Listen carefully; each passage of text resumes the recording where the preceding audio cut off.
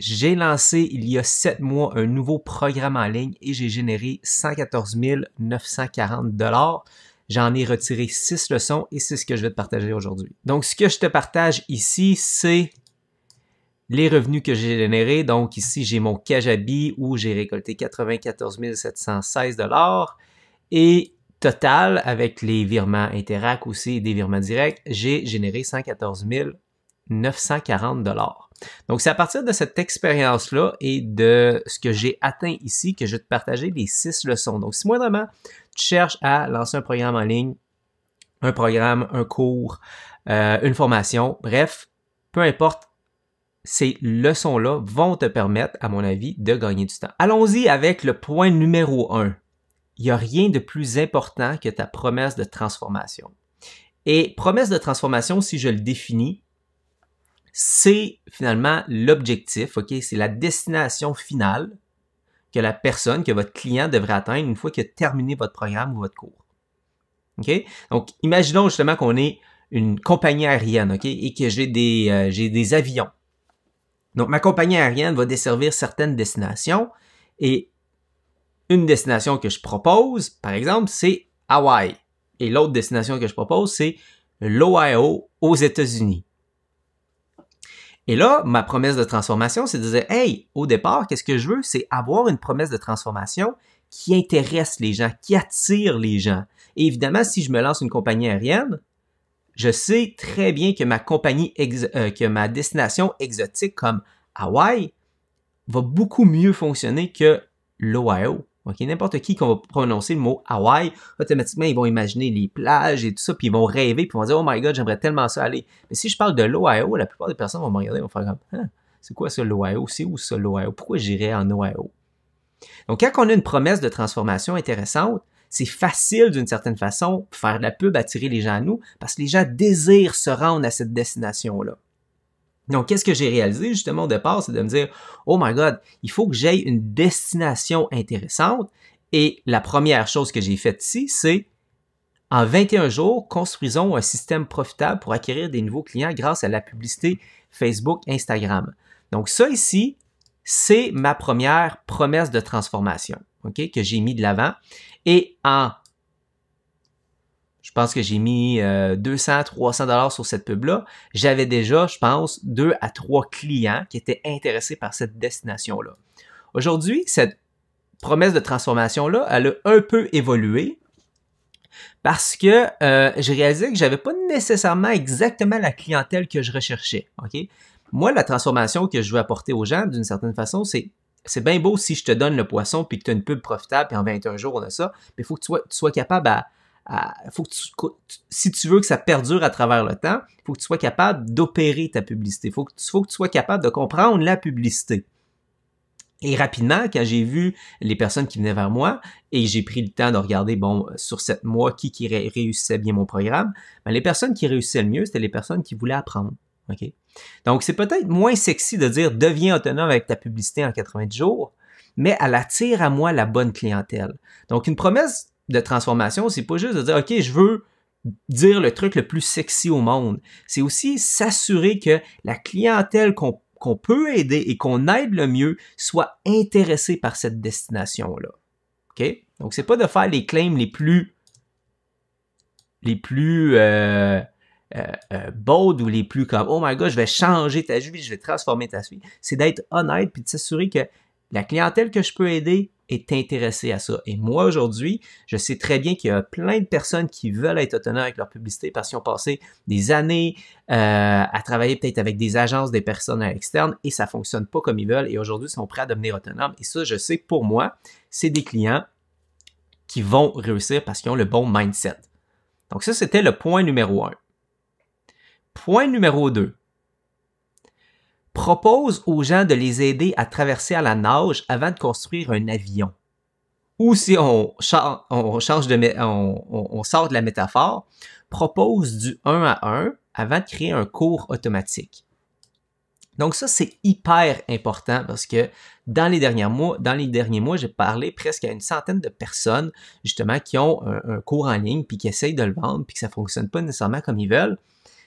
Et la pire des choses que les gens peuvent faire, c'est de créer un cours en ligne 100% automatique. Et j'ai rencontré des gens que c'était le cas, qui ont investi des centaines d'heures, des dizaines de milliers de dollars pour créer leur cours pour que ça soit parfait. Et arrive le moment pour vendre ce fameux programme-là après peut-être 6-7 mois de travail et il n'y a absolument personne qui l'achète. Donc, moi, d'une certaine façon, okay, quand que je parle, on commence avec une promesse de transformation.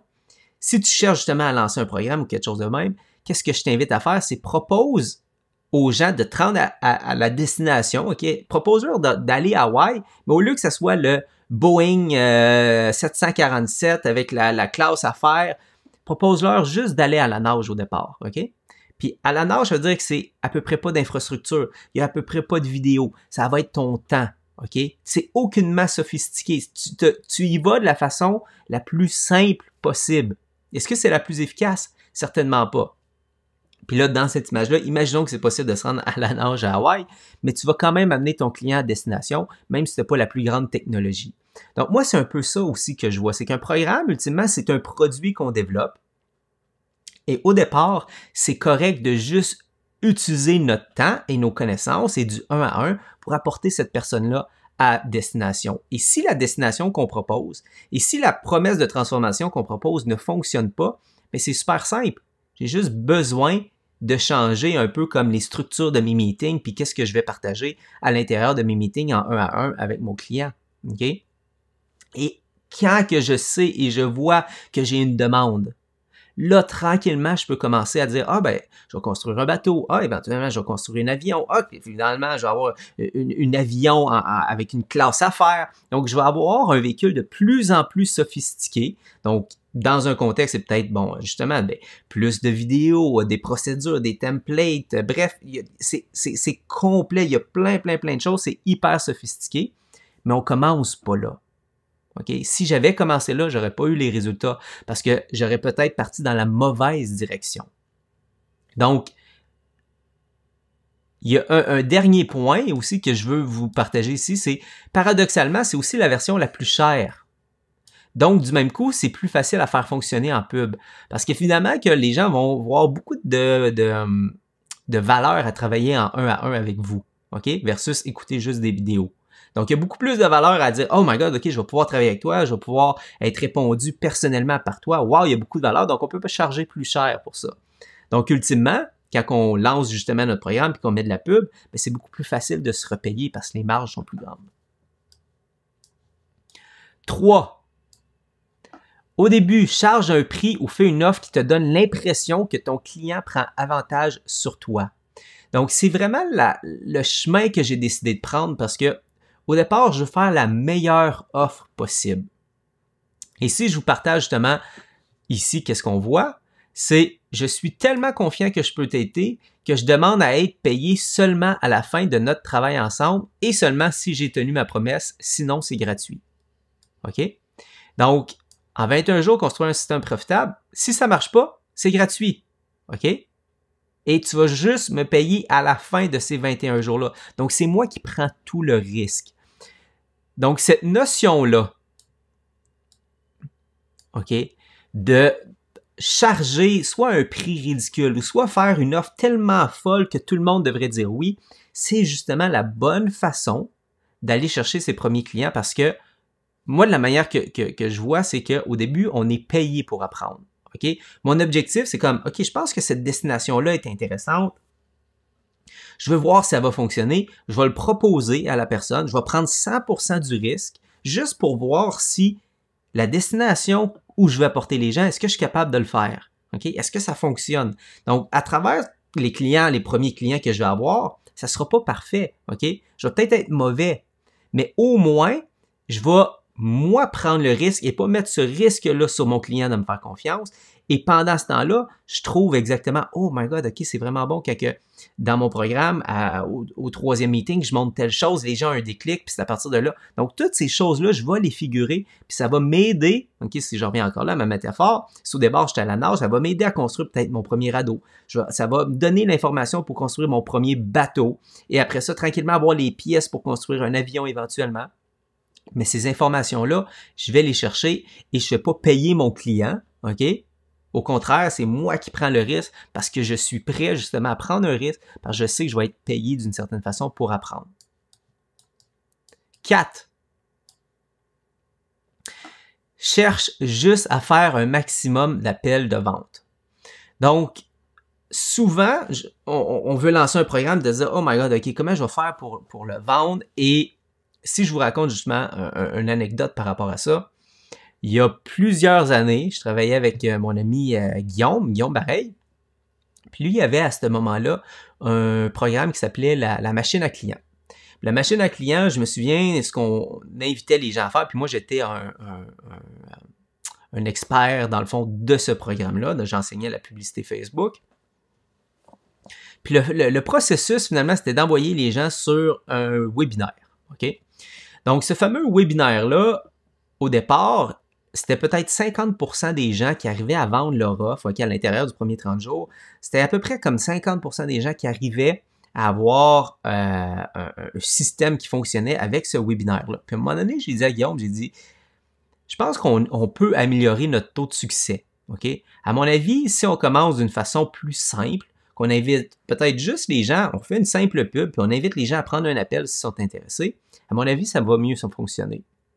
Puis à partir de ce moment-là, quand on a décidé pour toutes les nouvelles personnes qui lancent une offre de dire, OK, ben concentrez-vous à aller chercher des appels et on va faire une simple pub qui va inviter les gens à prendre un appel. Oublions le webinaire, ça va être plus tard. À partir de ce moment-là, c'est plus de 80% des gens qui réussissaient à avoir justement, dans notre cas, ben, une acquisition profitable, un système d'acquisition profitable grâce à la simplicité de la chose. Donc, c'est exactement ce que moi, j'ai décidé de faire. J'ai lancé mon programme, puis je me suis dit, je fais pas de page de vente, je fais pas de funnel, je fais pas de séquence courriel, ça viendra plus tard. Je me concentre juste à mettre de l'avant ma promesse de transformation, comme vous l'avez vu tantôt, OK? Donc, cette pub-là, et si les gens sont intéressés, ils cliquent sur un bouton, ils répondent à 2-3 questions, puis après ça, je leur parle. Et si j'ai 20 appels par mois, OK, au départ, j'avais pas ça parce que je figurais, j'étais pas prêt à aller chercher plus de personnes. J'étais comme, oh my God, non, je suis pas prêt à aller chercher plus de personnes, mais ici, ça, c'est juin, juillet, août, septembre, octobre, novembre, décembre.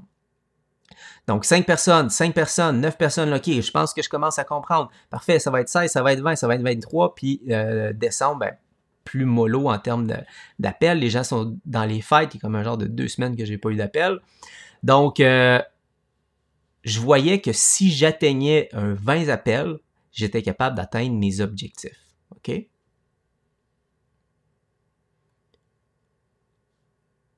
Avoir un incitatif à payer en un seul versement est un game changer. Donc, si je regarde ça ici, qu'est-ce que j'entends et qu'est-ce que je vous partage ici, c'est que la première version de mon programme, OK, mes prix sont plus, c'est plus ces prix-là aujourd'hui, mais qu'est-ce que j'ai proposé, c'est de dire, OK, vous avez c'est le même programme, mais vous avez 2 options. Soit vous payez en 3 paiements de 1333 plus taxes, ou si vous voulez sauver de l'argent, j'ai un rabais de 500$ si vous le prenez en un paiement. OK?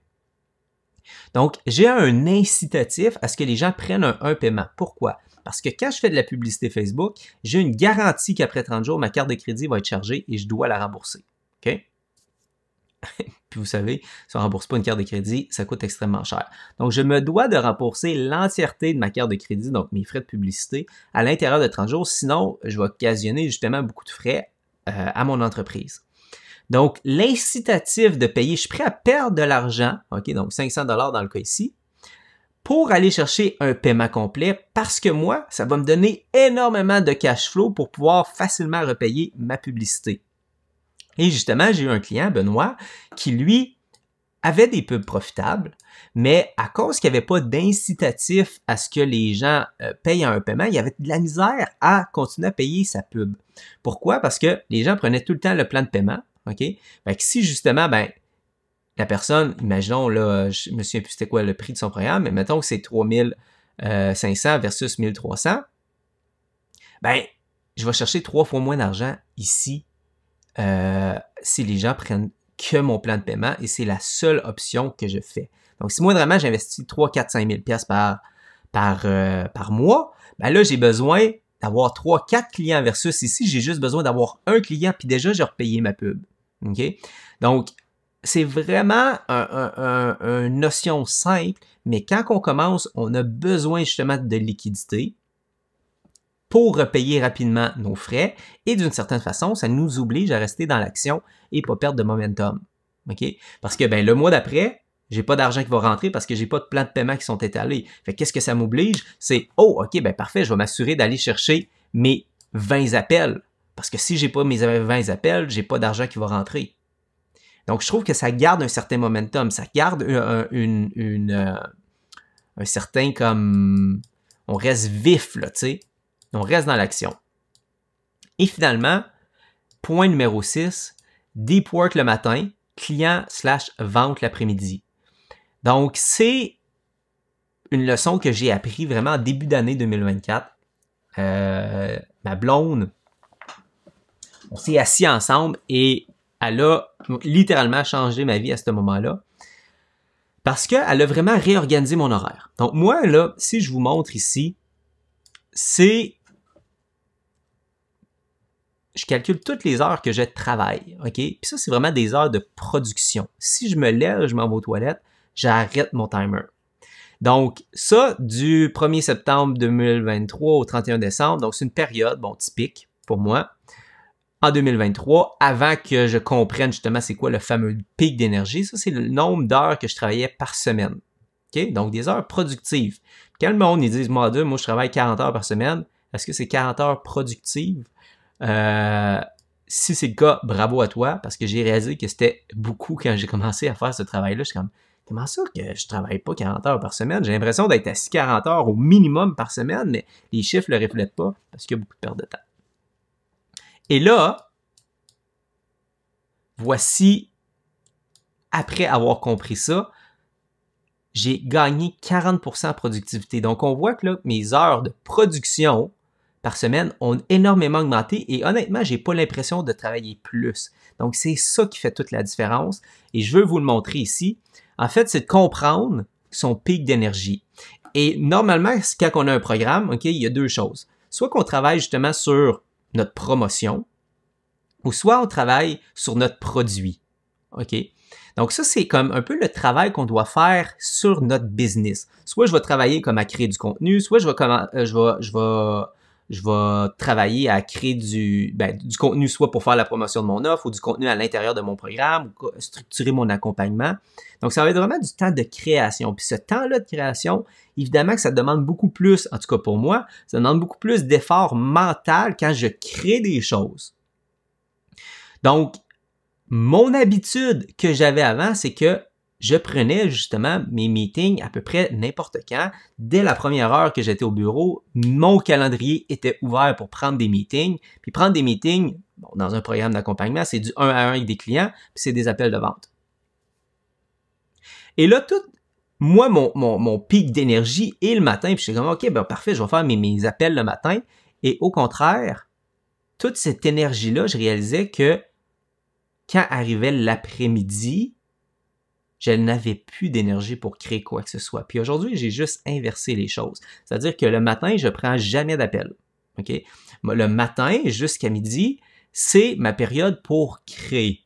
Donc, qu'est-ce que je fais en ce moment là d'enregistrer cette vidéo-là? Je suis en train de créer. Et quand midi va arriver, là, je vais entrer dans mes opérations, puis là, je vais commencer à prendre des meetings et je réalise que je suis capable de prendre mes meetings de midi à 5 heures et je suis pas plus brûlé à la fin de ma journée, mais c'est juste que j'ai compris comment optimiser mon pic d'énergie et de focuser mon pic d'énergie à travailler sur ma business. Et quand mon pic d'énergie a descendu, là, je peux faire des meetings, c'est pas grave, je suis dans mon mode opérationnel, ça va bien, je connais mon sujet. Et là, ce travail-là dans ma business, lui, est capable d'avoir lieu. Donc, littéralement, à comprendre ça, j'ai été en mesure d'augmenter de 40% ma productivité. Donc, c'était les 6 leçons que j'ai retirées après avoir généré 114 940 $ de vente avec mon cours en ligne. Si vous êtes intéressé à mettre en place une publicité pour lancer votre cours en ligne, assurez-vous d'aller voir la vidéo qui est suggérée à l'écran. Je vais vous montrer exactement comment faire de façon technique, étape par étape.